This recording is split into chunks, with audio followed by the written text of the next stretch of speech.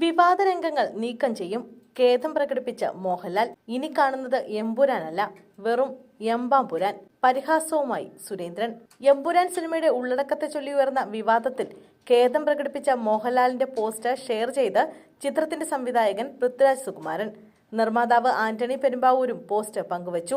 L2E, Empuraan എന്നീ ഹാഷ്ടാഗുകൾക്കൊപ്പമാണ് Prithviraj poster share ചെയ്തത്. വിവാദമായ കാര്യങ്ങൾ ചിത്രത്തിൽ നിന്ന് നീക്കം ചെയ്യാൻ തങ്ങൾ അണിയറക്കാർ ഒരുമിച്ച് തീരുമാനിച്ചതായി മോഹൻലാൽ അറിയിച്ചിരുന്നു. ഒരു കലാകാരൻ എന്ന നിലയിൽ എന്റെ സിനിമയും ഏതെങ്കിലും രാഷ്ട്രീയ പ്രസ്ഥാനത്തോടോ ആശയത്തോടോ മതവിഭാഗത്തോടോ വിദ്വേഷം പുലർത്തുന്നില്ല.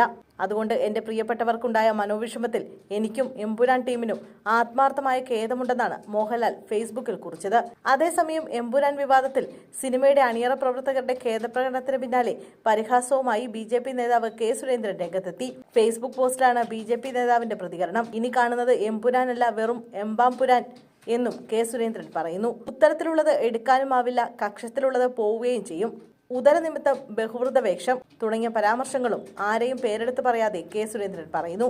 കടുത്ത രീതിയിലുള്ള വിമർശനങ്ങളും ആരോപണങ്ങളുമാണ് എമ്പുരാൻ തിയേറ്ററിലെത്തിയതിന് പിന്നാലെ ഉയർന്നു വന്നത്. കഴിഞ്ഞ വ്യാഴാഴ്ചയായിരുന്നു എമ്പുരാൻ തിയേറ്ററുകളിലെത്തിയത്.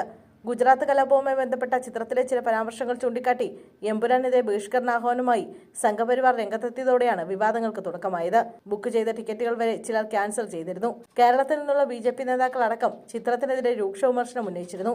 RSS മുഖപത്രമായ ഓർഗനൈസറും രംഗത്തെത്തിയിരുന്നു.